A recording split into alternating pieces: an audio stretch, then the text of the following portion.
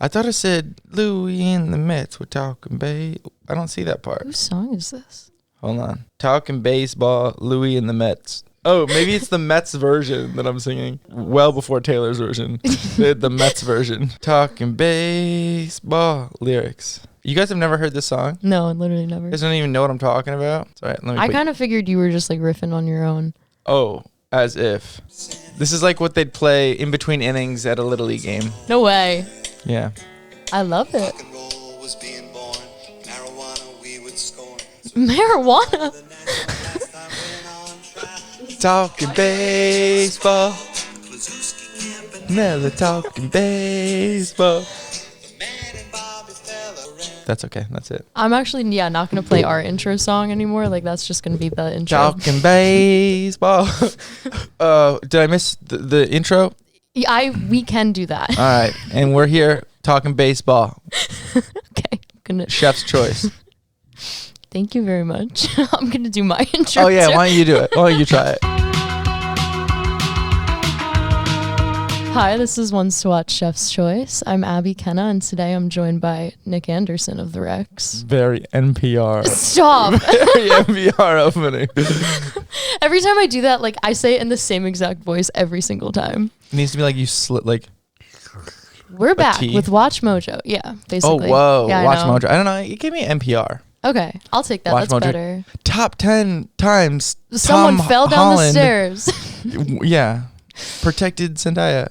That would be a. I would watch that.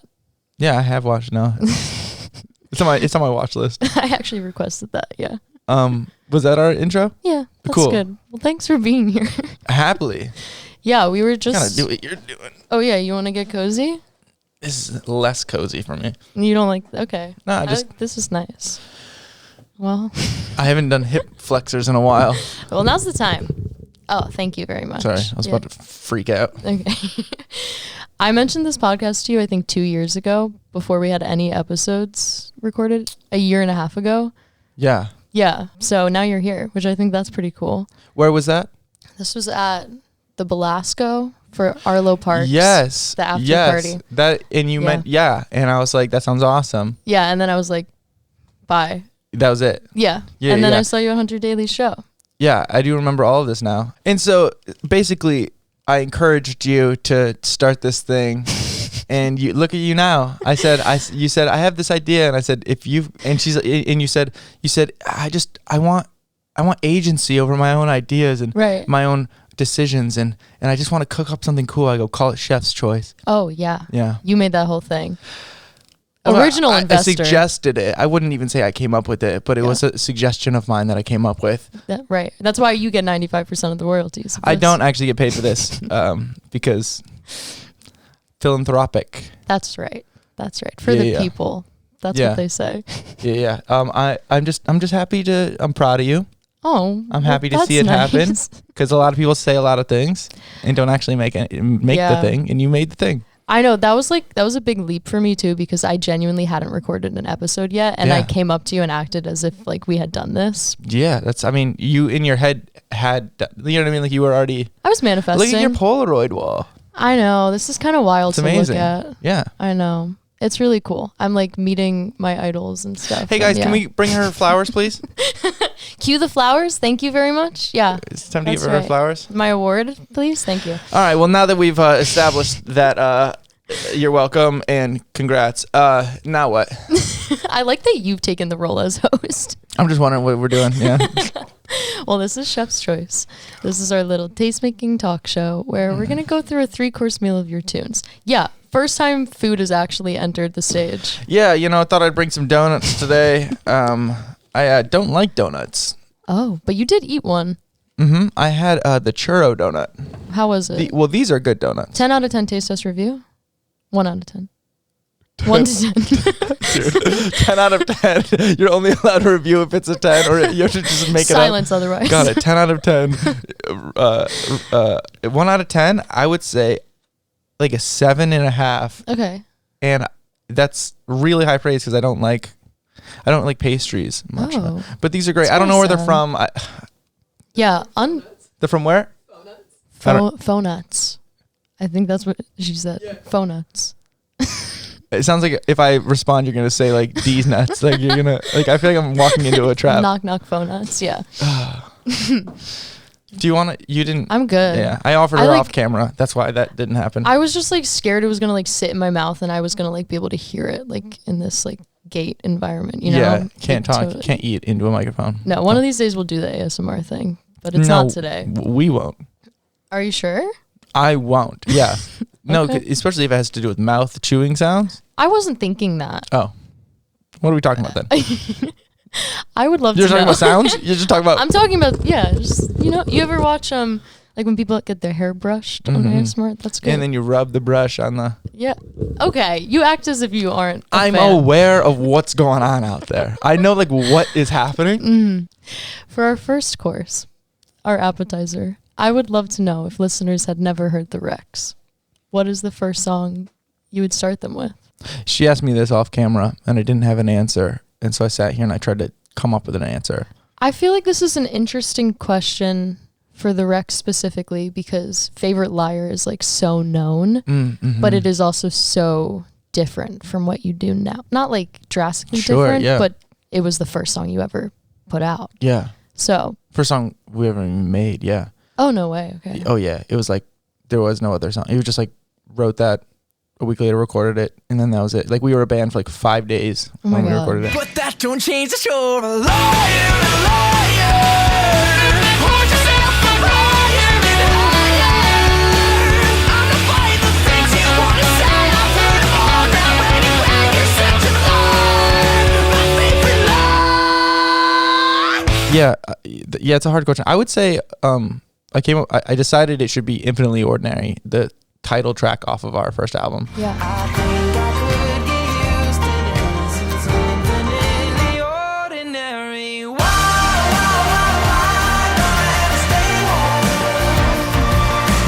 Why do I have to lay low? Because it has all the vibes. It has all the vibes. Yeah, it's got a big anthemic chorus that I really like, and it's got really fun kind of wordy verses, and I don't know. It's a good intro. I think so. It gets the whole like scope of your sound. Yeah. Yeah. You get to the big bigs, but you also have like the low, like introspective moments too. Yeah. The only thing missing is a bridge. I mean, Song's got no bridge. who needs a bridge these days? It ends a little abruptly. I like that about it though. Sure. Yeah. I feel like you feel everything you need to, and then when it ends, you still kind of want more. So then you listen to it again. We can justify just anything. Or you just didn't want to write a bridge. Yeah. If it had a bridge, I'd be like, it gives you a second to breathe. Right. And so by the time that Took last you chorus somewhere comes around, different you and really earned hits. it. Yeah. Right. Yeah. true. I love the art of justifying. Oh, it's awesome. Yeah. We could justify our entire existence. And we do constantly. I do every often, day. but we were talking about Infinitely Ordinary, and you were saying that like you never really got the big moment to like play that song live. Like you guys released that album and the pandemic was like in full swing. Oh yeah. We put out our album during the pandemic, so we didn't even get to do like the Infinitely Ordinary tour or like tour off the first record. We didn't do a headline tour until after we put out our second album. Yeah. So we put out the first record a few months into COVID because everyone was like telling us to push it, and I was like, no one had anything on their calendars and no one had anything to look forward to. Sure. So I was like, if we can just put something on people's calendars, it puts something on our calendar, it feels good, and it'll feel good for everyone else. And I don't care if we're the only ones putting out a record May 1st. And I'm glad we did that. But we didn't get to like tour it and so it wasn't until late 2022 that we finally got to play the songs. But right. yeah, I never got I forget that song exists often because of that, because it was like, we kind of finished that record and then started working on new stuff right away. Totally. And it wasn't until we were playing it live and I went, oh yeah, this song. And it did really well off that record. Yeah, I really like that record. I do feel that it's like a sign of the pandemic for me. That whole album, kind of. And it's funny because I was like living at home during that time, like home from college, and you guys put that album out, and my whole family like got really into the Rex at that time. So my 55-year-old mother loves that album. What's your favorite song? My favorite song, or your mother's? I don't care about your favorite song. What is your mother's favorite I song? don't care about you. My mother's favorite song is probably Fuck somebody. That's awesome. She just loves to say the word fuck. Sure. Sure she does. Sure it's that. I would say, yeah, it's probably fuck somebody. Or she really likes the whole first EP. Like Panic Vertigo. She fucking loves that song. Love it. Yeah. She loves an angry, like shouty, turn it up moment. I love it. I do think Infinitely Ordinary is a good intro. Sure. Do we play it for them or what do we do? Yeah. I will insert clip here of Infinitely Ordinary. I have a piano app. I was gonna say, you offered as if you were gonna whip out a guitar and like start playing. I wasn't, but it's 2 chords, so you could. I'm playing on the piano app. Oh my god, that'd be the funniest. Like you can barely kind of hear the phone. It's like cut out by the gate in the distance. It's awesome. Acapella actually. It's awesome. That'd be nice. Next time we'll do that. There won't be a next time. This will be in a giant. This will be like the ESPN studios by the time I'm back. Honestly, maybe. Yeah, I don't know why I went with ESPN. I mean, doesn't this just give you sports? Just to date sports when this media? was filmed, currently the Dodgers are up 3-1 in the series. That's why sports are on the mind, and that's what time of day. That's what time of day of year it is. Time of day of year. How's your baseball stuff going? What baseball stuff? Don't you play baseball? Yeah, I had to stop. My shoulder hurts. Oh. I think that. it's rotator cuff stuff. I've got bone rubbing on bone. Ew. Yeah, so it hurts to I don't throw. like that. Yeah, so I had to hang up the cleats for a minute.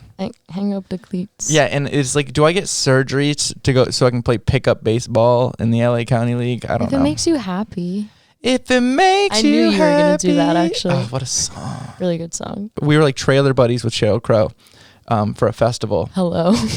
Unbelievable. What festival was it? Bottle Rock. Oh my god, we were we were trailer neighbors. We were like tucked away in the corner. There was like all the cool bands, and then all of a sudden we're at this far corner. We're like, great. Well, we're not gonna hang out near all the cool bands. With Sheryl Crow. And then here comes gorgeous angel Sheryl Crow out of her trailer. That she is. And I was doing an interview much like this one, and she's watching and she's staring, and I should have said some really cool stuff that would have made her think, yeah, that's the guy. That's the one. I don't know what she needs me for, but whatever it is, she wants, put me in coach. Talkin Baseball. But yeah, we love Sheryl Crow. I love Sheryl Crow. I love her too. Good that that's on the record now. Yeah. I will be. We can do a new version. We can do Cheryl's version of what's the song Talkin with Kid Baseball? Rock? Oh, okay. What's the song with Kid Rock? We can just knock him off Girl, the song. I don't know. I put your picture away. Yeah, so I'll just be Kid Rock. Yes. Or I don't want to word it like that. But I'll take his place. We'll do Cheryl's version. Yeah, he's gone. Yeah. And I'll do it. And I promise, Cheryl, I'll do it justice. And she's an avid listener of this podcast, so yeah. Yeah. She's gonna scoop you right on up. Choice. Cheryl. That sounds a little too much like Sophie's Choice. Oh right. Yeah, Chef's Choice. Cheryl's Choice. Chef. Yeah, we'll workshop. Or just spell Cheryl with a C. CH. And then a parentheses F. Yeah. I'll get there. Whatever. Sometimes you just try. And I can't blame you for Sometimes that. you just try. Whether or not we get there matters half the time. Just try. Just go for it. Just fucking go for it. God, I could have just not. And then what? No. But what did I do? I was bold enough. You were brave, courageous, dare I say capable, brave and enough strong. to go for the Cheryl's Choice. Cheryl's Choice. I like that. Thank you. All right. Well, thank you guys so much for our main course. Yeah. Oh, for our main course. Did we play it or what happened? Yeah, we played it. So what do you guys think? What shows on screen when that happens? I usually put like the little album cover, or we could just like look. I was thinking we would just play it over. Yeah. Yeah, we played over us speaking. Baseball. Okay. Yeah, you would just put it over. And I'll keep the Sheryl Crow conversation very low. We'll send it to them, and then we'll do like the thing they do in talk shows where it goes to commercial. Yeah. Where you go, and we're gonna go ahead and we're gonna spin "Infinitely Ordinary" by the Rex. We'll be right back. So lovely to have you. Camera here. pans out. That's goes right. further out. I take a sip of my coffee. Oh, you're very good at this. All right, I'll let you send. Oh yeah. Bring us back from commercial. Hey guys, thanks so much for tuning back into Chef's Love Choice. this move. Yeah. Welcome in. Come on in, sit down. It's the barista in me. Sorry, I shouldn't have interrupted. No, thank you very much. This is good. I've got a new host in town. I would love to know as we step into this new era of the Rex, what the main course is, the entree, the meat of who you are. Where do we even begin? Where do we begin? All I can give you is ingredients. Okay. You know? Sure. I think each one of our songs is an ingredient. Some heavier portions than others. That's right. And if we're talking about what makes up a whole, yeah, sometimes a song is a cup. Other times it's a teaspoon. If we're talking about what makes up the sound. Yeah, right. I think what I have for you, if the biggest ingredient, if the most you would put in is a cup, I would say that our main course, our biggest ingredient that I would put in here, it would probably be maybe 2 tablespoons. Very good, yeah. Worth is our song Always Every Time. Okay. Because while it is an ingredient of a larger whole, and it's an important one, there is no main course. Oh. We are nothing but the sum of all of our parts. Oh, that's so true. It's you really Mr. Metaphored your way out So of that one. yeah, so we are so this I would say this is a hefty ingredient. A hefty you ingredient. can taste it, yeah. Yeah, it like signifies the flavor palette that we're leaning towards, but it's not the bulk. It totally does. Yes. Absolutely does. Thank you very much. Yeah. That rules. Yeah. Well, tell me about Always Every Time. She said we can go to yours. Do you have a bed frame? Does it have a headboard? Do you wash a duvet? Do you separate your whites? Do you hang your shirts to dry? I said, It's the first song you'll have put out in a second. Yeah, people love to talk about how long it takes. We've been waiting on music. Get real. Be so you know how long it takes to make music. It's true. I'm not even I was going to ask about this, the production, you doing all of the every step. Yeah. That must be very taxing, and I'm curious what the process looks like. It looks like starting over 1,000 times. Yeah. Well, this time it does. It never used to. It used to be I have a demo and then I just improve on that demo until it's done and then we put it out. Okay. And lately it's been make a demo and then hate it and restart and then hate that and then restart and restart and restart until I've tried it 100,000 times. It's never been this way. I think it's a product of just not being in a great headspace. Sure. Because I think usually the healthier headspace you're in, the more clearly you can see your decisions. Or even just looking at a demo and being able to say okay, yeah, I'm 10 demos away from something I love, but the starting over is where it gets hard. Yeah, the starting over, it's a reaction because it's this, no, it's not right. Or I've gone too far in this direction. I never used to go in the wrong direction. That could also be a product of quality control or something. It could be I want it to be, I've got a different taste now. Sure. I don't really buy that. It's just a theory, I guess. I think that it's more just, there's got to be a level of self-loathing or whatever it is. It doesn't have to be, but self-criticism, I guess you would go, Yeah. But there's there's a line of criticizing where you already are, what you already have, not in a constructive way, but in a I got to just uproot this and start again. I don't know. It's just it's been a weird, how long it's taken to make a lot of the songs is more of it's a microcosm of a unhealthy point of view. Sure. So yeah, it's been a weird go at it. Yeah, well then it must feel good to finally start to put so them out. Good. Yeah, so good. Well, and usually it's just by then I'm over it, but now I'm I feel inspired by the fact that it's going out. I'm oh good. Yeah. Okay. I'm glad you got to a point where it feels like you can let people hear it. And Yeah. Oh my God. It took so long to get there too. Well, tell me about Always Every Time in particular. How did that song come about? Yeah, kind of just wrote it all in one go, sort of. There's a voice memo of me in a very breathy, dramatic tone. Always, yeah. Every time. And I don't know why I did it that way. It just kind of came out. I came home from a good date. I've never had a bad date. Have you ever had a bad date? I've had bad dates. I had one bad date. It was recent, but I don't want to talk about it. But it was not bad because of me, bad because of them. But it was the only time it's ever happened. I had to leave. I left the date. Oh, no way. Yeah. That's very sitcom moment.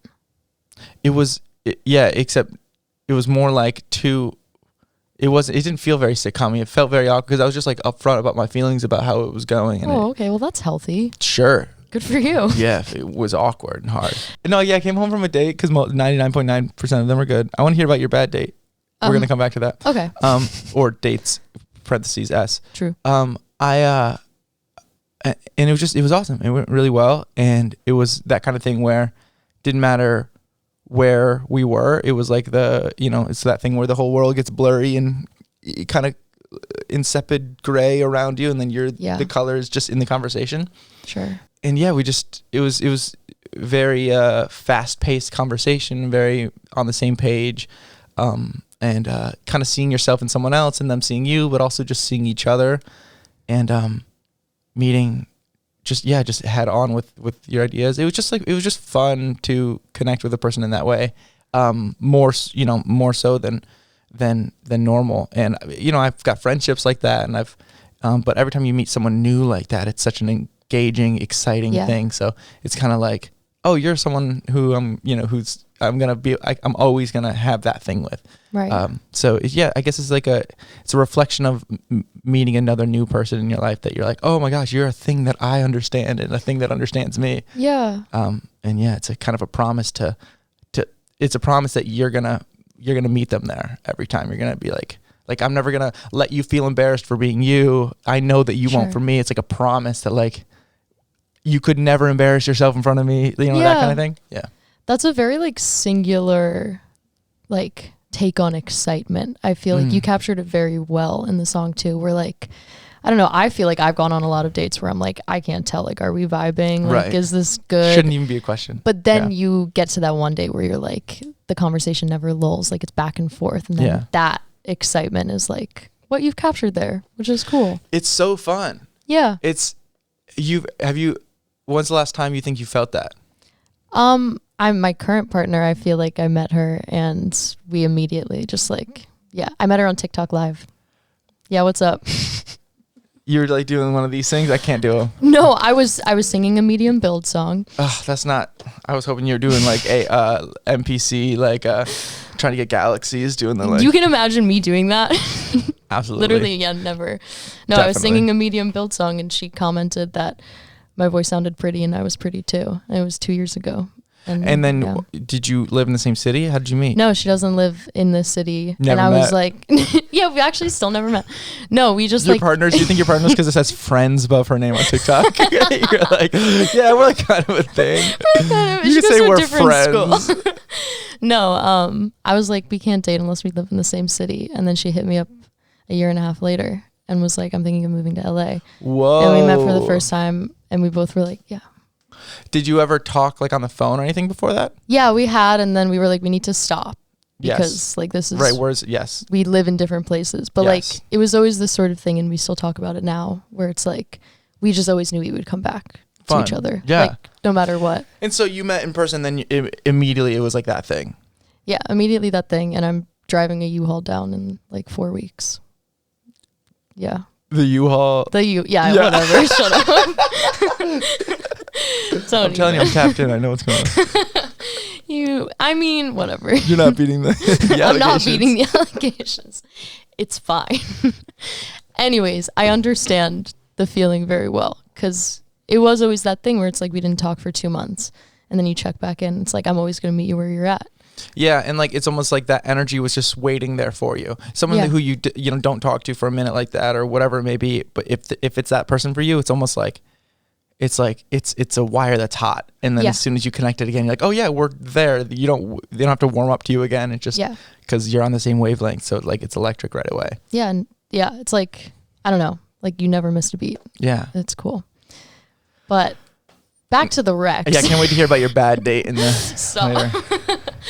I am curious about what's on the horizon for you guys, and you have tour in a couple weeks. Yeah. And then, next week. The half marathon, super half marathon tour. Super half marathon. Yeah, But of course. And then you have tour next year. And then, the big tour in the spring. Yeah. But I'm curious too about what this new sonic direction is that you are going with this music that you've been working on. Yeah, it's a lot about the kind of struggle of I couldn't write lyrics for a year because I didn't think I didn't care about my own point of view, and I wasn't interested in anything that I had to say, and I didn't feel like I had anything interesting to say, and I can't write music if I don't have something to say. The lyrics are first Sorry, my phone's going off. It's That's okay. distracting me. It's my manager who's sitting 5 feet away, and she's saying, "Hey, let's wrap it up and enough of talk. Stop talking about her dates." She said, "Stop talking about the "I don't lesbian give a U-Haul." shit. Okay, okay, hold on. Wrapping it She's up. actually very nice. Wrapping it up now. Okay, I'm so sorry. No, that's okay. I probably only have like 2-3 more hours. Yeah, I didn't think I had anything to say, and lyrics I care about more than anything. So so I wrote a lot of cool songs, like melody and instrumentals, and I would mumble them, and then I was like so excited about them, but I wasn't saying anything. Right. And so those never, those I couldn't even complete them. And once it's already established, the song's already started, it's hard for me to put lyrics to it later. Right. I need to do it at the same time. Yeah, I was gonna ask like what Yeah. your process is as someone who's producing and writing the music. My process is getting excited. I just Okay. decided right now that that's going to be my answer to that, because it's such a hard answer. It's like, well, sometimes I start on guitar. Yeah. I just realized the answer is whatever is exciting. So sometimes it could be a drum beat, and I'm like, that makes me want to grab out the bass, or that makes me like Sure. come up with a cadence with a lyric. Sometimes, I'm on an acoustic guitar, and like the chordal shapes and the like harmonic information of like weird new chords I've never played are making me 100%. feel like I'm in a world that I've never been in. So I like go looking for that. It's Yeah. whatever's exciting. So, but with melody and lyrics, it almost always has to come at the same time, because I think that the lyric that you're emoting typically is tied to the melody itself. Like you're not gonna, at least for me, like I'm not gonna be like, Oh, you're just gonna like off the cuff. yeah, like let's say the lyric is like I don't want to miss you anymore, right? So it could Sure. be like I don't want to miss you anymore, and it's like, okay, but like I don't want to miss you anymore, like, Yeah. and then you're like, oh, that's like the flow of that is like it's emphasizing certain words that makes like I don't want to miss you. It's like, oh, that I feel like that I believe that more than grabbing those same words, however many Yeah. words, and just attaching it to a melody you already have. And like that then informs the music that you write Yeah. to it. And so I can't do them separately. I can't really pen lyrics out. Usually they're more creative how I just Oh my God. start going. I've never understood people who can like sit down with a journal and like write out all the lyrics and then be like, okay, let's write a melody to it. Insane behavior. Yeah. I write most lyrics while I'm driving a vehicle Sure. Yeah. because I feel like I'm like already occupied and then my brain It's really can, like- helpful. Mm-hmm. Yeah. Because it's kind of this like mindless task, but also it's enough. It's like a really heavy fidget spinner. No, actually, a very dangerous fidget spinner. Yeah. But yeah, that is So that's a roadblock for sure to Yeah. not be able to like feel like you have a point of view. I just didn't. Yeah, I wasn't interested in what I had to say, and I was listening to all these female artists and I always have. Sure. Like since I was probably, I don't know, 19, 20 years old. Since there's very few bands that I found with male singers that I've been like really into, and it's been like, but that never like affected my writing at all. But in the last like at some point in the last 2 years, I was like listening to all this music where like, and all these like female artists came out with like really great lyricists, and they were all like running the show Yeah. and like running anything I listened to, and the themes are things that I can't relate to personally. I can relate to the emotion and the feeling, but it's Yeah. not. And so I'm like, it's taking me back to when I found lyricists growing up, where I'm like, oh wow, that's a point of view. Oh wow, that's like Sure. such an interesting way to look at that. And then I'm seeing all of these. I'm listening to all these songs with these incredible lyrics, but incredible perspectives and point of view that I'm like, I almost felt like, what could I say? You know what I mean? Like, I was like, I didn't feel even deserving to be in the conversation, which is such a silly thing to be when you're writing your own music, to even be like relating. But when then I pick up a guitar and I'm listening to this music and I'm like, I got nothing. Yeah. You know, I'd already written about my last breakup. I already put out that album. Right. And so what was I in now? I had put all of that angst and all of that like emotion into that record. Mm-hmm. And so I was starting over, and I didn't have a point of view that I was interested in or excited by. Yeah. And so I was stuck. It's a real rut to get in when like you just don't feel like whatever you're going to say is going to compete with like anybody Or just interesting, I think. I wasn't, Yeah. because I've never compared myself to other artists. So I compared I think it's whatever they say, comparison's the thief of joy or something. Right. But I do compare, maybe compare is the wrong word, but like hold it to like I want to be excited and interested in what I'm making, and suddenly that wasn't happening because it didn't hold up to what I was interested in and inspired by in that moment. Right. And in sonically and all these things you can be inspired by it, but for me, again, lyrics are key.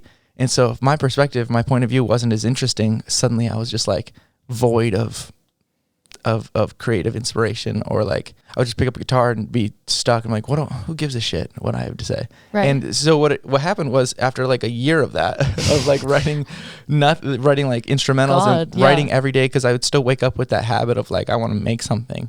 Yeah. I ended up that's spiraled into a depression, and but I kept trying to write. And so what I ended up doing is just writing about that feeling of like, I need to get out of this headspace. I need to like I don't feel good about where I'm at. And then again, that is what caused me to have to rewrite the songs over and over again and be in that weird headspace.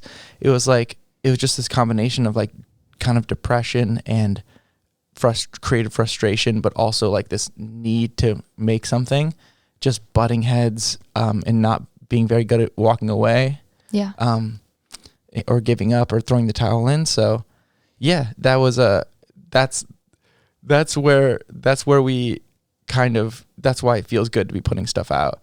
And the direction of the new music is just kind of an answer. It's an answer to that. And it's also, I came into some understanding about myself and kind of how I operate mentally, and how other people kind of maybe are or aren't the same way, and how I can, and started to see myself in others. And then situations where I thought that I was, maybe on the same page as everyone else, I really wasn't. And all these things kind of built up to this new understanding. And I wrote a lot about that, of like, I'm seeing the world differently, or I am not being perceived the way I think I am, and all these things. Right. And so there's a lot of themes of that, which again, it spirals into its own weird, confusing depression, or like just confusion.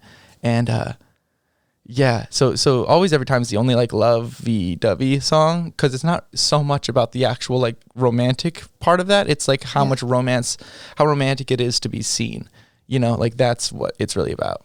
Yeah, it sounds like you're really like entering some different themes that you guys like haven't necessarily touched on. Yeah, it's not a choice. It's just kind of like what I'm going through now. And like I think that's the like, we talk about the different eras, we talk about like the different sounds. It's just either one, chasing what I'm excited to make, or two, what I'm what I'm going through at the time. Yeah, and it does kind of suck how you have to almost like extend the depression to like write about it properly, and like, no, I have to feel this in order to like make it sound like that. Sure, and I said this recently in an interview, but I can't write if I'm in it. Right. While I'm in it, because I only have my current state's point of view. I kind of need me depressed point of view, and then I need the later me's point of view, who can look back and like edit reference it, and be like take note of how I was feeling, because it was me, so I can be like, hey, how are we feeling back then? I can get valuable information, verifiable emotional information. Sure. And then I can see it from like a top down point of view and write about it in either a funny way or an interesting way, or just some way that's not just like, I'm not happy with myself, like that's not as interesting to me. I mean, it makes sense that you can't like finish a song and like feel good about a song when you don't feel good about yourself. How could you? But because like you made it. You're like, I feel bad about myself, and then I made a thing, I'm like, yeah, you made it, sucks. It's impossible. Well, I'm stoked that you're like, at least you have these songs, and like you knew that like you got through those. And I think that's awesome to be able to look back at and be like, I did that. Yeah. Still in it. I was going to say, like, it doesn't mean you're on the other side of feelings, but you did that still. And at the end of the day, like I'm so output oriented. Like I'm very like making the stuff is what is rewarding to me. Sure. The reaction, not so much. Like my motivation. I'm not motivated by like crowd response, or motivated by like money, or motivated by, it's very much like being proud of the thing I made. Yeah. The rest of it kind of has come with that. Obviously I appreciate the money or the fans, like, of course, but like at the end of it, like from the get-go, it's like I just want to make the thing and then bounce it and then listen to it and then just go lay in bed and listen to it for an hour on repeat if I really love it. If I don't like it, I'll listen to it one time and go to bed, and that's how I know that it's not very good. Yeah, but when it like leaves you feeling empty, that's like, oh. If I just listen to it, I'm like, all right, yeah, I've got work to do and go to bed. But if I listen to it, even if it's just a demo, if I can't stop, I just know it's something special. That's awesome. That's the biggest motivator for me, is that feeling. I chase that constantly. Yeah, so I'm just trying to get that with all these new songs. Just I wait until that's the moment, you know? Yeah. Well, I'm excited about new music. Yeah. She'll be here. This isn't working. Ooh, that's a lovely little ASMR sound. All right, folks. I just want you to close your eyes. I'm afraid of you. Close your folks. We're going to just close our eyes. We're going to just close our eyes and imagine you're on the beach.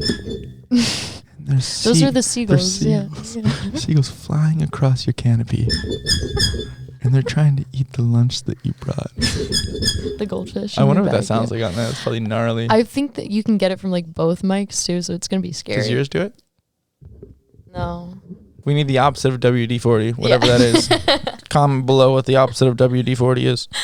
Well, for our last course, I want to know a personal favorite of yours from your discography. Yeah, so this one's gonna be like this is the cherry on top. Yeah, this is like you know what this is? This is because we're all about ingredients here. That's right. On the Chef's Choice podcast. The Chef's Choice. Is it a podcast? It's a podcast. It's a podcast. Yeah. It's a podcast. Thank you. Chef's Choice. It's a podcast. Yeah. That can be your new intro. Yeah, you did that. That's really good. This is like what's it called? Tahini on watermelon. Okay. Oh, yum. Yeah. Yeah. This is like I wouldn't say this is a spicy song, but it is like that. But the relationship of like how much that affects the watermelon, how it takes it into a different direction, how it's like I would see the tahini is like, this is for me. Not everyone likes it on watermelon. This is a for me thing. Okay. Because our song feels so nice. Said I look like a Stone song. I said, baby, I can fuck like one too. I could be anything that you want me to. I could be your best friend. And well, I could be a whole lot more than that. You're like a Dylan song. Love it. I think it's exciting and fun and so fun live.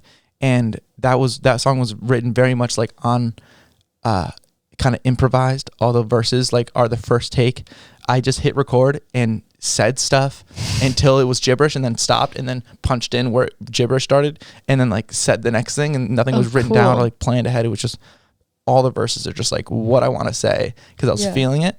And it's like tahini on watermelon, just like it's exciting, it's different, it's a fun it's kind of like a what if we spring a little tahini on watermelon, Yeah, it's definitely those opening lyrics, they hit ya. Yeah. I love it personally. Yeah. I love like a vulgar lyric. She said personally, which means that like there's the jury's still out apparently. Stop. I remember when the song came out, like the band was making fun of you for writing those lyrics. Nick's Potty Mouth. Yeah, the exactly. Series there's a series on YouTube called Nick's Potty Mouth where I had to defend all the swear words on the album. Yeah. And that one in particular, it just starts.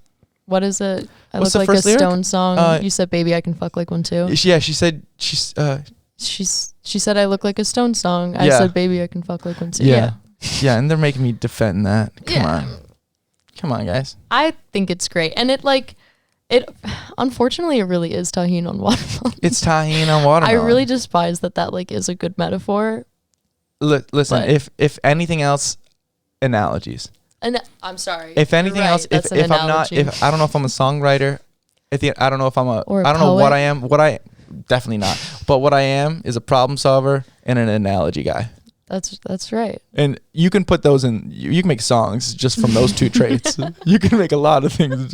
That's all I got at the end of the day. But I'm not, just for the record, and I do want to put this on the record, I'm not as good at escape rooms as I wish I was. I'm great at escape rooms. I am as good. Okay, Connections, New York Times? Oh, the thing I do every single day, yeah. Want to race? We'll literally race right now. I am so good at Connections. I'm talking like, I think it's what I was put on this planet to do. Okay. I am as good at connections as I wish I was at escape rooms. Damn. Like I thought that's how I would be at escape rooms. Yeah, and two different I'm just demons, okay. truly. Yeah, it's something about it. It's like I'm overthinking it. Like overthinking in connections is good. Overthinking in escape rooms is like you're going too far, buddy. And I'm like, okay, well then who is this for? People ages 12 6 years to old. 16. Yeah. Who's this for then? So connections I love because it's like it encourages you to like. Connection sometimes stumps me, I will say. No, sure. Certainly. Sure. We'll see. No, we all get stumped. Do we both get to do camera looks? Yeah, you can do a camera look. Oh, I've been. Oh, okay. Very good. Yeah. No, I keep looking also at your team. You look past the camera? Yeah, sometimes. Way to look over the shoulders of your viewers. Sometimes I just want to check in with like the vibes of the room. She's been trying to do connections for the last 2 hours. It's true. We are currently in the back room of a Best Buy. That's right.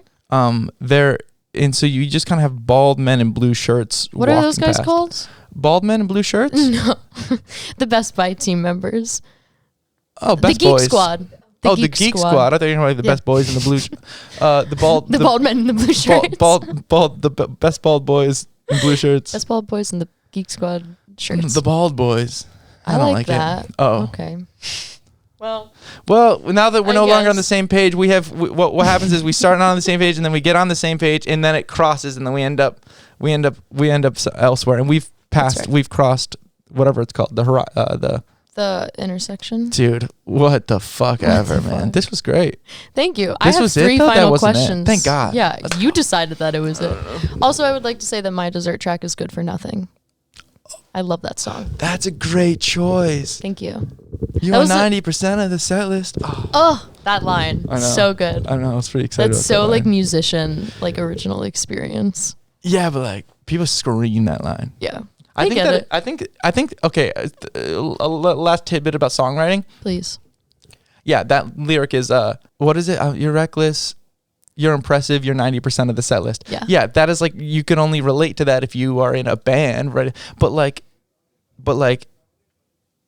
it relates because it's like you can put that and make it mean whatever. It's just like it's the energy and the emotion behind the line is all that matters. It's like, oh, you're so much part of me and my past, right? Like that's what that means. Literally. I think that you could write a song about a desk and people would relate to it. You could write you could literally write about this table and people could relate to it. They've never built this table. They don't care about table. But like if you wrote about the right specifics about like, I don't know, the process of building it or the process, like you put it together wrong and you had to restart halfway through and like the frustrations around that. It's like, oh yeah, I've been there. I've started a relationship. You're like whatever.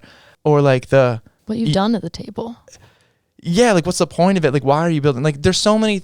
I saw a TikTok today that I disagreed with so much. It was like the best tip I ever got as a songwriter was don't write about the thing that happened. Write about how it made you feel. And I'm like, I could not disagree more. I don't care about how you feel. Literally every single person that's come on here says the same thing about how they wrote a song that was extremely specific to themselves. They were scared to put it out because they didn't think anyone would relate. And then it was the one that people related to the most. Oh my God, there's nothing worse than a boring song with no specifics. It's like, what are you talking about? Yeah, don't write about what happened. Write about how it made you feel. I'm like, don't tell me at all how you feel. I don't care how you feel. I want to know how I feel about what happened to you. Yeah, tell me how you feel through the way that you narrate it, because every narrator's biased, and so like you're gonna be writing it. Your emotion's gonna see through in the way you tell the story. Exactly. The person on the other end of that's gonna write it differently. Yeah. Do you know Joe P? Yeah. Off My Mind. Do we know Joe P, folks? You know what to tell her. I know you do. I still put my hand around the headrest of the Honda Accord. That line, I always think about that when I talk about this. Because like, that's the lyric everyone sings at him. And meanwhile, like how many people in that room like owned a Honda Accord? Right. Yeah. It's like, I had a shitty Dodge Neon. Yeah, it doesn't matter. It's, Anyways. I love specifics. That pissed me off earlier, so I wanted to bring it up. Yeah. Thank you. Yeah. I hate those like TikTok songwriter tips. Like, what are you doing? I don't know. Write a song. There's people who are like famous on TikTok just for like giving songwriter tips. I'm not going to name names, but there's one guy specifically I cannot stand, and he sells like a book or sells a course on like song, and I'm like, one song. Show me one song you've written, please. It's like teaching acting by like telling them what word to emphasize instead of telling them what emotion it should come from or what point of view to have. It's like writing a song based on like you're seeing like a Taylor Swift song and how it's been created. It's a formula. Yeah, and it's like the formula is secondary. It's a mold that you take all of this experience and you put it into, or it falls into it, or you use it to like to solve a problem. Like, why does this part feel wrong? Oh, well, a similar song to this does this. Why don't we try doing that? It shouldn't be like, do this thing because that song does it, because the reason they did it was informed by the melody choices or informed by like the pacing of the song. And it's I hate all these online gurus about songwriting. It's like there's very few that I'm hearing good advice. It's always so like they're music fans who are dissecting songs and then giving advice. It's like, dissect the song all you want, have fun. It's still kind of nonsense. It takes the magic away from music to dissect it too much. But have fun. That's what literary like people are for. That's what that's what I know it's for. I was gonna say, as someone who has a degree in songwriting and spent 3 years being told like this is what you have to do, it took so long for me to like unlock my brain from all those things. So it's just like once you start selling courses on it or teaching like this is how it's done, it's like, no, this is what happened. This is not how it's done. This is like what let's you heard use these as references and then you do something different with that now in mind. Or if you're gonna turn just the literary study, like if you're gonna try to turn that into a teaching moment of how to do that writing, don't do a little bit of research into the references that they were listening to when they made the song. Right. Go to the heart of it. Go to like the core, the catalyst. Mm-hmm. Don't go to where it ended up. Yeah, because you're seeing it wrong. I think. Just go to the core and they're like, oh, they pulled this from, like, let's say it's a song that sounds like New Order and like The Cure or something. Like, go through those records and be like, oh, they're pulling this from that, and like, how did that? Like, go at least there. Learn how they put those pieces together to make a thing. Yeah. Don't just go like, look at this, got this '80s bass thing with this cool guitar hook. And we should do that. And it's like yeah. they're pulling from other things, and that's the study. The study is like what to pull when and why. It's like sampling old songs for hip hop beats. It's like, yeah, wow, how did they choose to do that? It's not they just had taste and influence. Yeah. It's just like, so if you're going to teach it, don't teach what happened at the end. Teach where the idea began, maybe. Like, it sounds like you should teach a course. No. I can talk about like what I'm, I guess that's why when I talk about music and what I made, I talk about like not having a point of view or like what it made me excited about making it, because that's what is interesting and actually like helpful. Yeah. It's not like learn production or like, sure. Yeah. Learn or like, I don't know. Just there's so many, it's complex. There's such a foundation. There's such a ground floor that ground floor looks different for a lot of people. Yeah. But for me, it's like being present and connected to what you're making and why is first and foremost. Not like you want to do verse, chorus. What are we talking about? Yeah. That's not true. We have songs one of our most streamed songs has no chorus. This song, This Life I Have, is just spills out lyrics the whole time. So good. It has 2 bridges. Yeah, best bridges ever. So it's like, what are we talking about? I just wrote that on acoustic guitar because I wanted to get some words out. And it's like, but I'm also a formulaic guy. I like really understand structure and appreciate it and use it. Yeah. But like, anyway. Anyway. I've gone on. No, once I start getting mad, then I start yapping. I have 3 final questions. Fuck. These are rapid fire. No, I'm fine with that. I'm saying fuck over like how long ago you said that. And then I just went on. It's okay. The first one is that if your music was a candle, I would like to know what it smells like. If life was a boat, float it. That's the candle. If our music was a candle? Yeah. Are you asking what scent it would be? Yeah, what would it? Well, it doesn't have to be like a scent that you could find in if our music was a candle, it'd be one of those fun ones in Target or Walmart where you light it and it crackles like a campfire. The wood, yeah. Because they're a little exciting. I like that. It's there's a pulse and pitter patter to it. Yeah. Well, it's definitely not a normal candle. But of course. You light it because you want to have a little bit of fun. That's right. That kind of leads me into my next question, which is what your favorite sound is right now. Like not a music sound, like a life sound. What sound do I love right now? I mean, I don't know. Okay. This goes for everything for me. I don't really know what I like, but I do know what I don't like. Yeah. So I could tell you sounds I don't like right now. Give me some. The sound of my air conditioner Oh, in my studio. Yeah. I'm constantly having to turn it off just to feel some peace, but then it gets very hot. Totally. So I've been working shirtless all summer. I don't like the sound of how noisy it is in my car. I wish it could just be so quiet in my car. Yeah. I drive in silence a lot. I don't like the sound of my dog when he cries. It's a very, very high pitch. He like whines constantly. He's just an anxious little boy. I get that. But it's this really, really high pitch one that makes me anxious right away. You guys are like in sync emotionally. Yeah. I dumped all of my anxiety onto him when I got him for sure. Cute. So those are 3 sounds that I don't like right now. I like that. Yeah. Okay. Well, my very final question is who your ones to watch are. Who are you listening to that I should listen to? Ben Carter. Yeah. Just put out a new album. Black Boys on the Radio Part 2. And we're hopefully, fingers crossed, bringing him out in the spring. Oh my God, that's awesome. On our tour. He's a half marathon alumni. Yeah. Played last year at the Troubadour. Just went and saw him headline Moroccan, and it was so good. That's awesome. Wow. His daughter came out and like sang for a second. She's like 3 or 4. It was that would make me cry. Oh, it was so cute. I got the cutest video of it. Oh man, who else? Talkin Baseball. Louis in the Mets are talking. I swear that's in there somewhere. They knew 'em all from Boston. Talkin Baseball. I like just like the way he sings that. Oh yeah. I think I'm gonna use that accent. Especially Willie. Especially Willie. Willie was very important. Especially with We a lot had of to get that in syllables. there. He had to get especially like that. He had to say especially. He could have done like especially. Yeah, and he every single syllable. Ready? All from Boston to Dubuque. Especially Willie. Oh, he kind of swung that. Yeah. You're right. Okay, back to business. Back to business. Song starts. I haven't listened to music in a long time, but I listen to like I typically like find one song at a time for a while. Classic. And then I'll listen to it only when I want to show, so like in a session or something. I'll just be like, you got to hear this new song, and I'll just show that song to all my sessions, and that's when the only time I really get to listen to it. Also. Sure. And then I just make music all day, and then don't listen to anything. Yeah, because you do need to kind of turn your brain off after. You can't listen to music while you make music. Yeah. You know, and I just make music all day. Have you listened to the new Porches album? No. I think that you would find it very interesting. Whoa. Specifically the song Rag. I think you would probably How much they pay you? This is crazy. No, they didn't pay me anything. I love this album.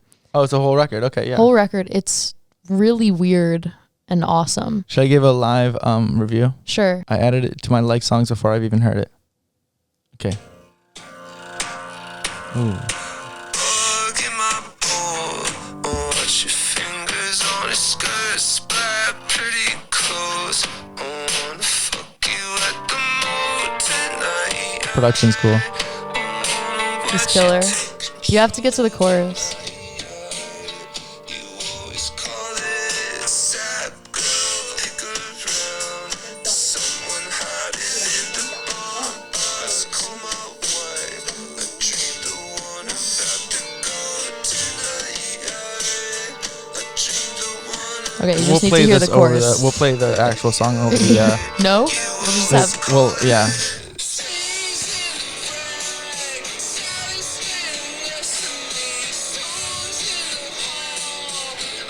Like a little Weezer moment for no good reason.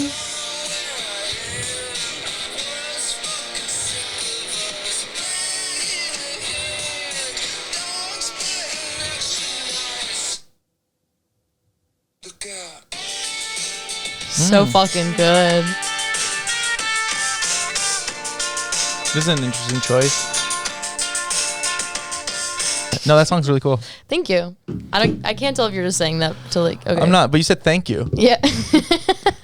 Well, because that it like feels nice to have your music taste like validated. Oh, you know? I understand. I think that it would be really fun live too. Yeah. He's playing. I think like November 7th. You guys might be out on the road. At the very least, rehearsing. Yeah. Yeah. Well, tour is exciting. Literally Yay. fucking next week. Yeah.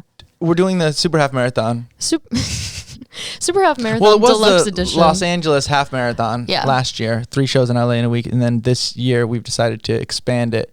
So we couldn't call it Los Angeles, but it's a Super Half Marathon.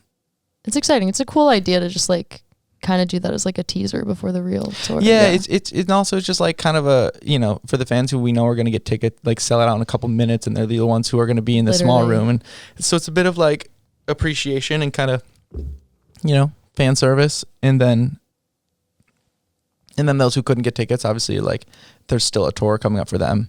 Yeah. And it's good to kind of kick the rust off. That's or awesome. Whatever the phrase is. Or whatever that is. Knock the dust off your wrist. I actually don't know. Rock the dust off. Rock the Dust Off is the name of the new tour. Rock the Dust Off tour. Rock the Dust Off. That would be a crazy album name. Yeah, Rock the Dust Off, dude. Like fucking AC/DC revival. Dude, totally. You gotta get up there. Yeah, dude, we're gonna tour, and that's great. Yeah, I'm still in it in the preparation period, so talking about it just feels like I'm not in the press excited version yet. Okay. I'm still in the like making it happen version of me, which is like I get it. Which is the like energy talking about everything else, and then it's like, so the tour. I'm like, yeah. I'm like, yes, I'm currently stemming out parts for the backing tracks and things. Yeah. So. The adrenaline will hit once you go rehearse, and I love touring because I sleep so much. It's like my vacation. Like when we go on tour, I have a running joke that I think our tour managers probably think I'm the laziest piece of shit on the planet because once tours start, and because our tour manager only ever sees us when we're on the road. Right. As soon as tour starts, I'm in my bunk sleeping from like 1 a.m. to 5 p.m. I miss sound check. I don't give a shit. I'm just sleeping away. We also do a virtual sound check, so we don't really need me to sound check. We just have to make sure everything works. I sleep. I get my like year's worth of sleep that I didn't have. That's great. And I need that. I'm just waiting for that sweet sleep. Sweet. What do they say about like death?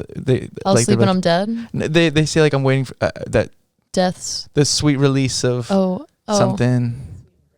The sweet embrace of death's sleep kiss.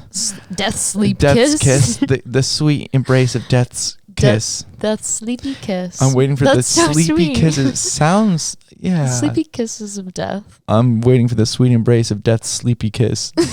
That's my password. That was my MySpace password actually. Tinder bio.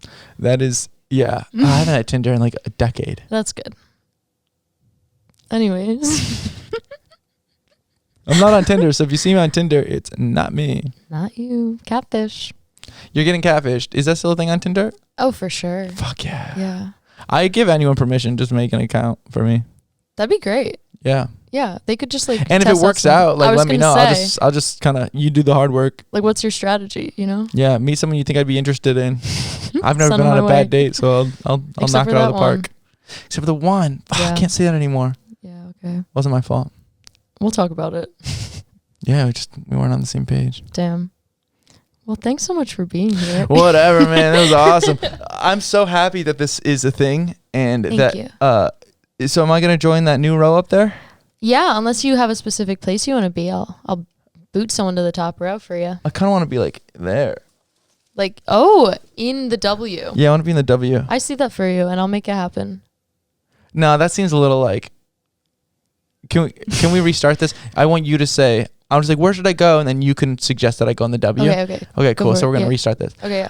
So am I gonna join the new row way up there out of the kind of main party of it? Or? You know what? I've been keeping this like space, that little triangle space for you in the W. Oh, in the logo. Yeah. Okay. I don't know. Why? Maybe it's I like helped come up with the whole concept of it. Yeah. The start of it all. OG. All right, I accept. Awesome. All right. Well, thank you guys so much for joining us today on Chef's Choice Ingredients Only. Special version ingredients version with the Rex.